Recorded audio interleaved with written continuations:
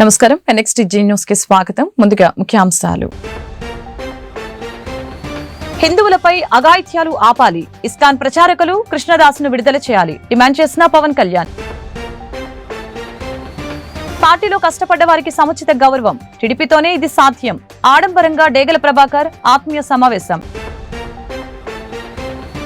గుంటూరు నగరానికి మహర్దశ, మహానగరాలకు దీటైన ప్రగతి శోభ. గుంటూరు పశ్చిమ ఎమ్మెల్యే గల్లా మాధవి. శరవేగంగా అభివృద్ధి పనులు, నగరవాసులకి మెరుగైన సౌకర్యాలు. గుంటూరు తూర్పు ఎమ్మెల్యే నజీర్ అహ్మద్. వైఎస్ఆర్ జిల్లా ఆర్టీపీపీ ఫ్లయాష్ వివాదం సీఎం చంద్రబాబు దృష్టికి వెళ్లింది. ఈ వివాదం నేపథ్యంలో కూటమి నేతలపై సీఎం ఆగ్రహం వ్యక్తం చేశారు. టీడీపీ నేత మాజీ ఎమ్మెల్యే జేసీ ప్రభాకర్ రెడ్డి, బీజేపీ ఎమ్మెల్యే ఆదినారాయణ రెడ్డి తీరుపై అసంతృప్తి వ్యక్తం చేశారు. సీఎంఓ జిల్లా అధికారులతో చంద్రబాబు మాట్లాడి వివరాలు అడిగి తెలుసుకున్నారు. ఈ వివాదం ప్రభుత్వానికి చెడ్డ పేరు తెచ్చేలా ఉందని సీఎం ఆగ్రహం వ్యక్తం చేశారు. శాంతి భద్రతల విషయంలో ఎక్కడా సమస్య రాకుండా కఠినంగా ఉండాలని అధికారులకి స్పష్టం చేశారు. ఈ మొత్తం ఘటనపై పూర్తిస్థాయి నివేదిక ఇవ్వాలని సీఎం చంద్రబాబు ఆదేశించారు. సినీ దర్శకుడు రామ్ గోపాల్ వర్మ 2 రోజులుగా అజ్ఞాతంలో ఉన్నారు. ఆయన కోసం 6 పోలీస్ బృందాలు గాలిస్తూ ఉన్నాయి. తెలంగాణ, తమిళనాడు, కేరళలో ఆర్జీవీ ఆచూకీ కోసం గాలిస్తూ ఉన్నారు. ఆయనపై తెలుగు రాష్ట్రాల్లో 9 కేసులు నమోదు అయ్యాయి. విచారణకు రాకుండా ఆయన అజ్ఞాతంలోకి వెళ్లిపోవడంతో పోలీసులు గాలింపు చర్యలు చేపట్టారు. బుధవారం మధ్యాహ్నం ఆయన ముందస్తు బెయిల్ పిటిషన్ పై ఏపీ హైకోర్టులో విచారణ జరగనుంది. మరొక వైపు తాను ఎక్కడికి పారిపోలేదని మంగళవారం రామ్ గోపాల్ వర్మ వీడియో విడుదల చేశారు. ఎన్నికలకు ముందు వ్యూహం సినిమా ప్రమోషన్ సమయంలో నాటి ప్రతిపక్ష నేత చంద్రబాబు, ఆయన కుటుంబ సభ్యులతో పాటు జనసేన అధినేత పవన్ కళ్యాణ్ వ్యక్తిత్వాన్ని కించపరిచేలా వర్మ ఎక్స్ లో పోస్టులు పెట్టారంటూ ప్రకాశం జిల్లా మద్దిపాడు స్టేషన్ లో కేసు నమోదైంది.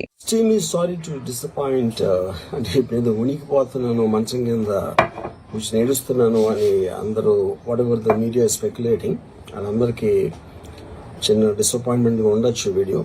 ఇక్కడ పాయింట్ ఏంటంటే, I just want explain the whole concept. ఇప్పుడు నేను ఆల్మోస్ట్ ఒక 1 year బ్యాక్ ఏదో ట్వీట్స్ పెట్టాను అనే ఎలిగేషన్. ఆ ట్వీట్స్ ఎవరో మనోభావాలు దెబ్బతిన్నాయి. ఇక్కడ విచిత్రం ఏంటంటే, 1 year బ్యాక్ పెట్టిన ట్వీట్స్ 4 డిఫరెంట్ ప్లేసెస్లో, 4 డిఫరెంట్ జ్యూరిస్డిక్షన్స్లో 4కి ఒకే 3-4 రోజుల వ్యవధిలో వాళ్ళ మనోభావాలు దెబ్బతిన్నాయి. వాళ్ళు ఆ పరంగా కంప్లైంట్ ఇవ్వడం, కేసులు పెట్టడం జరిగింది. ఇక్కడ పాయింట్ 1, ఎవరి మీద అయితే నేను పెట్టానని వాళ్ళు చెప్తున్నారో వాళ్ళకి లేదు, ఎవరో థర్డ్ పార్టీ, అసలు సంబంధం లేనివాడు. ఆ కాంటెక్స్ట్లో అసలు ఈ కేసు ఎలాగా, ఈ సెక్షన్స్ ఎలా వర్తిస్తాయి అనేది అప్పుడు ఆబ్వియస్గా నాకు వచ్చే అనుమానం కానీ, నాకు కానీ నా మనుషులు కానీ, ఇది ఒక పర్సిక్యూషన్ చేయటానికి ఒక పద్ధతి ప్రకారం ఉన్న ఎలోబుల్ లాస్ని వాడుతున్నారా, లేకపోతే ఇప్పుడు వరల్డ్ ఓవర్ ఒక ఫినామినా ఏం జరుగుతుందంటే, పొలిటికల్ పార్టీస్ వాళ్ళు they are weaponising the systems of the police. అది అమెరికాలో జరుగుతుంది, యూరోప్లో జరుగుతుంది, ఎక్కడ కూడా జరుగుతుంది. అప్పుడు నేను ఏ ఒక్క వ్యక్తిని, ఒక పోలీస్ ఆఫీసర్ని కానీ, ఒక పొలిటికల్ పర్సన్ కానీ నేను బ్లేమ్ చేయట్లేదు. I think it happens in certain ఒక ఏమంటారు దాన్ని, ఒక వే. అది అందరూ కూడా ఎంతో కొంత అది చేయటానికి టెంప్టేషన్ ఉండొచ్చు. But eventually there is the law of the land which will take the final call. So అది that I completely agree, believe in that and I abide by that as a citizen. So ఇప్పుడు ఇక్కడ జరిగింది ఏంటి, నాకు ఒక notice వచ్చింది, నేను ఒక రిప్లై ఇచ్చాను, ఫలానా చోట ఫలానా తారీఖు నేను వస్తాను. అప్పటికి నాకు జరుగుతున్న పని ఒక ఆన్గోయింగ్ స్కెడ్యూల్ ఉంది కాబట్టి. బంగ్లాదేశ్ లో ఇస్కాన్ ప్రచారకులు చిన్నై కృష్ణదాసు అరెస్టుని AP deputy CM Pawan Kalyan ఖండించారు. దీనిపై కలిసికట్టుగా పోరాడదామని పిలుపునిచ్చారు. ఈ మేరకు పవన్ ఎక్స్ లో పోస్టు చేశారు. హిందువులని లక్ష్యంగా చేసుకున్న తీరు తమకు తీవ్రంగా కలిచివేస్తుందని తెలియజేశారు. బంగ్లాదేశ్ ఏర్పాటు కోసం భారత సైన్యం రక్తం చిందించిందని, దేశ వనరులు ఖర్చవడంతో పాటు మన ఆర్మీ జవాన్లు ప్రాణాలు కోల్పోయారని పవన్ కళ్యాణ్ పేర్కొన్నారు. జగన్ కు ఆదాని ముడుపు అంశంపై కేబినెట్ లో చర్చించి నిర్ణయం తీసుకుంటామని తెలిపారు. గత ప్రభుత్వంలో చాలా అవకతవకలు జరిగాయని, అన్ని అంశాలు పూర్తిగా పరిశీలించాకే నిర్ణయం ఉంటుందని తెలియజేశారు. పక్క రాష్ట్రాల్లో పట్టుబడిన ఎర్రచందనంపై ఓ నిర్ణయం తీసుకోవాల్సి ఉందని పవన్ కళ్యాణ్ చెప్పారు. పట్టుబడిన ఎర్రచందనం విక్రయంలో వాటాపైన నిర్ణయం తీసుకుంటామని చెప్పారు. నోడల్ ఏజెన్సీపై గత ప్రభుత్వం ముందుకు వెళ్లలేదని అన్నారు. ఎర్రచందనం అమ్మకాలు, ఎగుమతికి సింగిల్ విండో విధానం మేలని పవన్ కళ్యాణ్ అభిప్రాయం వ్యక్తం చేశారు. నేను మొన్న మల్లికార్జున ఖర్గే గారిని నేను కర్ణాటకలో కలిసినప్పుడు మన డబ్బు దాదాపు 110 కోట్ల రూపాయలు రెడ్ స్టాండర్డ్స్ ఎర్రచందనం దొంగలు అక్కడ దొరికితే వాళ్ళవి వాళ్ళు అమ్మేశారు ఆ రోజు. దానికి సంబంధించి మన ఎర్రచందనం దొరికేది మనకి 3-4 జిల్లాలు దొరుకుతుంది మన ఆంధ్రప్రదేశ్లో. ఇదే ఎర్రచందనం విదేశాల్లో దొరికితే మనకి ఇంటర్నేషనల్ ట్రీటీస్ ఉన్నాయి, మనం తిరిగి తెప్పించుకోవచ్చు. మనం ఖర్చు పెట్టుకుంటే దొరికిన ఎర్రచందనాన్ని ఆ రెస్పెక్టెడ్ ఎక్కడైతే సోర్స్ కంట్రీ ఏది ఉందో వాటికి పంపించేయచ్చు అనేది నిబంధనలు. అలాంటిది మన పక్క రాష్ట్రాల్లో దొరికినప్పుడు నేను అడిగింది ఏంటంటే అలాంటి ట్రీటీస్ లేవా మనకి అన్నాను. లేదు, మీరు ప్రయత్నం చేస్తున్నాం అంటే అంతకుముందు 23లో ఒక నోడల్ ఏజెన్సీ పెట్టాలని ఒక ప్రయత్నం ఉంది. అప్పటి గవర్నమెంట్ దాన్ని ముందుకు తీసుకెళ్ళలేదు. సో నేను తిరిగి దాన్ని రివైవ్ చేసి భూపేంద్ర యాదవ్ గారి దృష్టికి తీసుకొస్తే ఆయన ఈ రోజున అపాయింట్మెంట్ ఇచ్చారు.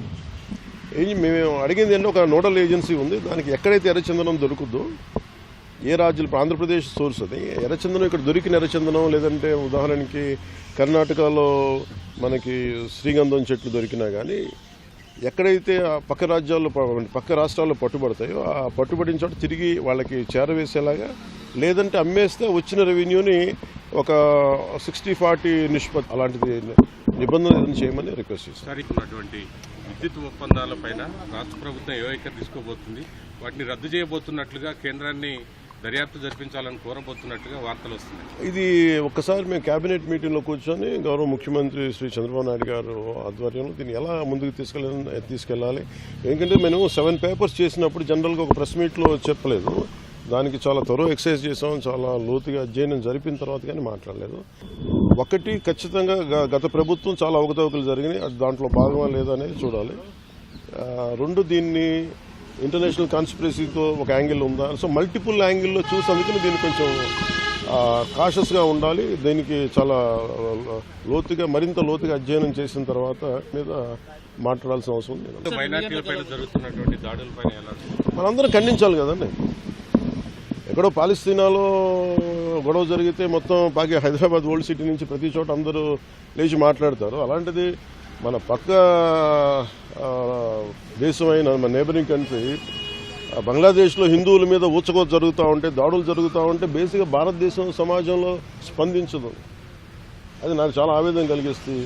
చోట అందరం కలిసికట్టుగా మాట్లాడాలి. ఈ భయాలన్నీ వదిలేసి ఎక్కడ పాలస్తీనాలో జరిగినప్పుడు ఒక ఎకో సిస్టమ్ అందరూ బలంగా వచ్చి నిలబడ్డప్పుడు మీరు బంగ్లాదేశ్లో హిందువులను ఊచకోత జరుగుతుంటే ఎవరు ఎందుకు మాట్లాడరు? అందుకని అది నేను మాట్లాడడం స్టార్ట్ చేశాను. I think it is our fundamental, ఇది మన ప్రాథమిక బాధ్యత. ప్రతి ఒక్క భారతీయ పౌరుడు దీని గురించి మాట్లాడారు. అనకాపల్లి జిల్లా పరవాడ జవహర్లాల్ నెహ్రూ ఫార్మాసిటీలో మరో పరిశ్రమ నుంచి విషవాయువు లీకే కార్మికుడు మృతి చెందిన విషయం ఆలస్యంగా వెలుగు చూసింది. ఠాకూర్ ల్యాబొరేటరీస్ కంపెనీలో మంగళవారం విషవాయువు లీకే 9 మంది కార్మికులు అస్వస్థతకు గురయ్యారు. వారిని గాజువాకలోని ప్రైవేట్ ఆసుపత్రికి తరలించారు. అక్కడ చికిత్స పొందుతూ ఒడిశాకు చెందిన కార్మికుడు అమిత్ వయసు 22 సంవత్సరాలు మృతి చెందాడు. మరొకరి పరిస్థితి విషమంగా ఉంది. కార్మిక సంఘాలు తెలిపాయి. మరొకవైపు ఠాకూర్ ల్యాబొరేటరీస్ ప్రమాద ఘటనపై సీఎం చంద్రబాబు ఆరా తీశారు. ప్రభుత్వ పరంగా అన్ని రకాలుగా వారికి సహాయం అందించాలని ముఖ్యమంత్రి, బాధితులకి అందుతున్న సాయంపై జిల్లా యంత్రాంగం సంబంధిత మంత్రుల్ని స్వయంగా పర్యవేక్షించాలని సూచించారు.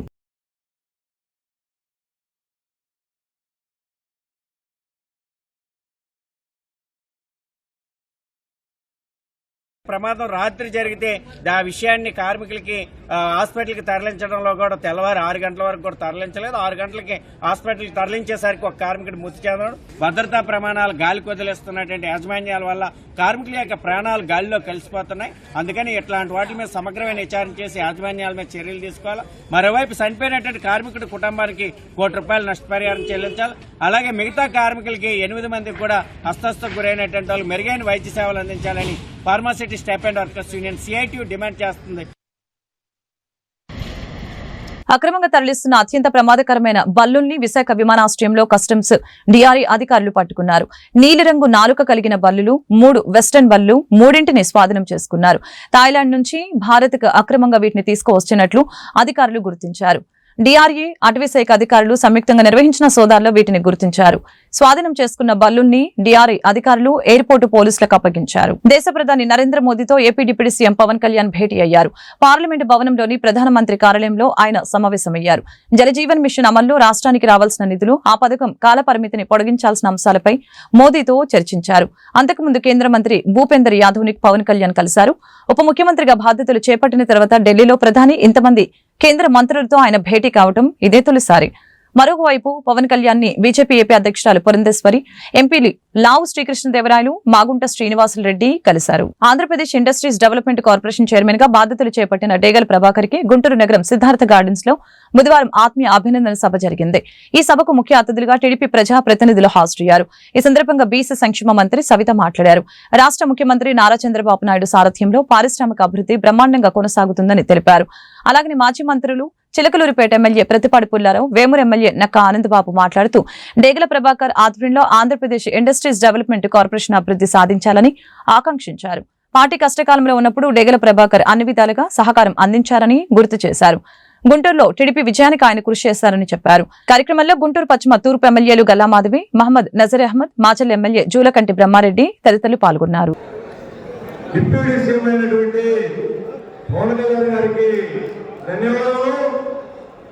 ఈ రోజున అభివృద్ధిని ఆంధ్రప్రదేశ్లో పరుగులెత్తిస్తున్నటువంటి యువ నాయకులు, డేరింగ్ డాషింగ్ నాయకులైనటువంటి నారా లోకేష్ గారి అభిమానంతో ఈ పదవి నాకు ఇచ్చినందుకు ప్రత్యేక ధన్యవాదాలు తెలియజేస్తుంటూ ఈ రోజున ఆంధ్రప్రదేశ్ అభివృద్ధి పదంలో పరుగులెత్తుతుంది. గత ప్రభుత్వాలు అన్ని పరిశ్రమలు మూతవేసి ప్రజల మీద పన్నులు వసూలు చేసి ఎక్కడా కూడా అభివృద్ధి లేకుండా చేసినటువంటి ఆ ప్రభుత్వం ఈ రోజున అభివృద్ధి లక్ష్యంగా రాత్రుల్లో పనిచేస్తూ 73 సంవత్సరాల్లో కూడా ఒక యువకుడు ద్వారా నిరంతరం ప్రజల కోసం శ్రమిస్తూ ప్రజలే దేవుళ్ళు అనే నిలబడాన్ని ఈ రోజున ప్రతి మాటలో కూడా ప్రతి అంశంలో కూడా చూపిస్తున్నటువంటి మన గౌరవ ముఖ్యమంత్రులు నారా చంద్రబాబు నాయుడు గారు అభివృద్ధి ఇంటి పేరుగా మార్చున్నటువంటి అభివృద్ధి అంటే లక్ష్యంగా అభివృద్ధి కాంక్షిస్తున్నటువంటి మన ఆంధ్రప్రదేశ్ లో ప్రతి ఒక్కరు కూడా వ్యాపారస్తులుగా తీర్చిదిద్దాలని చెప్పేసి ఇండస్ట్రీస్ ని పెంచాలని చెప్పేసి అదే ఇండస్ట్రీలో భాగంగా నాకు ఇండస్ట్రీ డెవలప్మెంట్ కార్పొరేషన్ ప్రత్యేకంగా నన్ను గుర్తించినటువంటి నారా చంద్రబాబు నాయుడు గారికి ఈ రోజున మీ అందరి సమక్షంలో ధన్యవాదాలు తెలియజేస్తున్నాం. నా మీద మీ ఎంతో దూరం నుంచి అభిమానాలతో వచ్చేటువంటి అక్కడ జరిగే ప్రతి ఒక్కరు కూడా గుంటూరు నగరాన్ని రాజధాని నగరంగా తీర్చిదిద్దుతామని గుంటూరు పశ్చిమ ఎమ్మెల్యే గల్లామాధవి స్పష్టం చేశారు. హైదరాబాద్, విజయవాడకు దీటుగా గుంటూరు నగరాన్ని అన్ని విధాలా అభివృద్ధి చేస్తామని చెప్పారు. గత వైసీపీ ప్రభుత్వ నిర్వాహకం వలన అండర్ గ్రౌండ్ డ్రైనేజ్ పనులు అసంపూర్తిగా నిలిచిపోయాయని ఆరోపించారు. రాష్ట్ర మున్సిపల్ శాఖ మంత్రి నారాయణ చొరవతో త్వరలోనే యూజీడీ పనులు పూర్తి చేస్తామని అన్నారు. బుధవారం స్థానిక 45 డివిజన్లో పలు అభివృద్ధి పనులకి జరిగిన శంకుస్థాపన కార్యక్రమంలో గుంటూరు పశ్చిమ ఎమ్మెల్యే గల్లామాధవి పాల్గొన్నారు. ఈ సందర్భంగా ఆమె మీడియాతో మాట్లాడారు. పశ్చిమ నియోజకవర్గ అభివృద్ధి శరవేగంగా జరుగుతుందని చెప్పారు. నగరవాసులకి మెరుగైన మౌలిక వసతులతో పాటు కనీస సౌకర్యాలు కల్పిస్తామని చెప్పారు. కార్యక్రమంలో కూటమి నాయకులు పాల్గొన్నారు. నమస్కారం అండి. ఈరోజు సీసీ రోడ్లు, డ్రైన్లు, అదేవిధంగా హెచ్డిపి వాటర్ పైపులు శంకుస్థాపన చేసుకోవడం జరిగిందండి. 3 ఏరియాస్లో జీవీఆర్ఎస్ కాలేజ్ రోడ్డు, గౌతమి నగర్ ఒకటి, అదేవిధంగా ముత్యాల రెడ్డి నగర్ ఏరియాల్లో 3 ఏరియాల్లో కూడా ఈరోజు వర్క్స్కి శంకుస్థాపన చేసుకోవడం జరిగింది. ఎప్పటి నుంచో ఈ డ్రైన్స్ మూసుకుపోయి స్థానికంగా చాలా ఇబ్బంది పడుతూ ఉన్నారు. అదేవిధంగా సీసీ రోడ్లు, ఈ రోడ్ అయితే మరీ ప్యాచ్ వర్క్లు చాలా ఇబ్బందికరంగా ఉన్నాయి కాబట్టి అవి కూడా ఇంక్లూడ్ చేసుకొని పూర్తిగా 68 లక్షల రూపాయలకి గాను ఈరోజు వర్క్స్ జరగబోతా ఉన్నాయి. వాటికి శంకుస్థాపన చేసుకోవడం జరిగింది. ఒక 1 మంత్లోనే వర్క్స్ అన్ని పూర్తి చేసుకొని ప్రజలందరికీ సౌకర్యార్థం రోడ్స్, డ్రైన్స్ తీసుకొచ్చే ప్రయత్నం చేస్తున్నాము. అండ్ అదేవిధంగా కొన్ని ఏరియాస్లో ఈ వాటర్ పైప్ లైన్స్ సరిగ్గా లేక ఎప్పుడో వేసిన వాటర్ పైప్స్ అవ్వడం వల్ల వాటికి కూడా మళ్ళీ కొత్త ఎస్టిమేట్స్ వేయించి ఈరోజు హెచ్డిపి పైప్స్ ద్వారా వాటర్ సప్లై కూడా ఇవ్వడం జరుగుతూ ఉంది. వాటికి కూడా శంకుస్థాపన చేసుకోవడం జరిగిందండి. అండ్ అందరికీ కూడా సౌకర్యార్థం చాలా తొందరగా ఈ వర్క్స్ అన్ని పూర్తి చేసుకొని అందుబాటులోకి తీసుకొస్తాం. అంటే నా వరకు అయితే నేను ఒక హామీ అనుకోండి, ధీమా అనుకోండి, మీరు ఏదైనా అనుకోండి, రానున్న సంవత్సరం లోపు ఖచ్చితంగా ఒక హైదరాబాద్ విజయవాడకి ధీటుగా మన గుంటూరు తయారవబోతా ఉంది. రాజధాని నగరానికి అత్యంత చేరువుగా ఉంది. దీనికి ఒక రోడ్డు ఇన్ఫ్రాస్ట్రక్చరే కాకుండా మరిన్ని సౌలభ్యాలు సౌకర్యాలు అన్నీ కూడా తీసుకొచ్చే ప్రయత్నం చేస్తూ ఉన్నాము. మేమందరం కూడా డెడికేటెడ్గా ఉన్నాము. మా ఎంపీ గారు చాలా చాలా సీరియస్గా ఉన్నారు దీని మీద.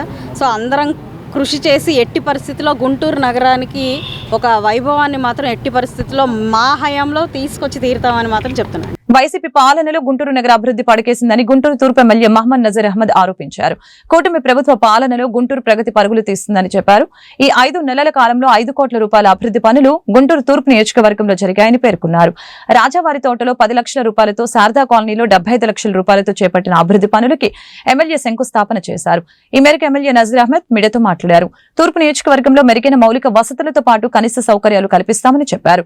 అభివృద్ధి చెందిన ప్రాంతాలకి ధీటుగా పేదలు నివసించే ప్రాంతాలను అభివృద్ధి చేస్తామని ప్రకటించారు. కార్యక్రమంలో నగర deputy mayor Shaik Sajila, corporator Poturaju Samatha, Golla Prabhakar, Dayaratnam, Mahankali Narasimharao తదితరులు పాల్గొన్నారు. అభివృద్ధిని పూర్తిగా అంచనా వేస్తూ ప్రతి ఒక్క చోట కూడా అవసరమైనటువంటి డ్రైన్స్ కానీ అలాగే రోడ్లు కానీ ఏర్పాటు చేసుకోవడం జరుగుతూ ఉంది. ముఖ్యంగా గత 20 సంవత్సరాల నుంచి ఎప్పుడు పట్టించుకున్నటువంటి రాజాగారి తోటలో ఒక మెయిన్ డ్రైన్ ఒకటి ఏర్పాటు చేసేటువంటి కార్యక్రమాన్ని ఈరోజు శంకుస్థాపన చేయడం జరిగింది. దాదాపు 10 లక్షల రూపాయల వ్యయంతో డ్రైన్ ఏర్పాటు చేసేటువంటి కార్యక్రమం జరుగుతూ ఉంది. ముఖ్యంగా నగరంలో గతంలో పూర్తిగా పడికేసినటువంటి అభివృద్ధిని కూటమి ప్రభుత్వం ఏర్పడ్డ తర్వాత ప్రణాళికబద్ధంగా ప్రతి ఒక్క చోట కూడా ప్రజల ఆలోచనల్ని వాళ్ళ అవసరాలని పరిగణలోకి తీసుకొని స్థానికంగా ఉన్నటువంటి కార్పొరేటర్ల సహకారంతో పూర్తిగా ఏ ప్రాంతం కూడా అభివృద్ధికి వెనకబడకుండా అవసరమైనటువంటి కార్యక్రమాలన్నీ కూడా చేపట్టడం జరుగుతూ ఉంది.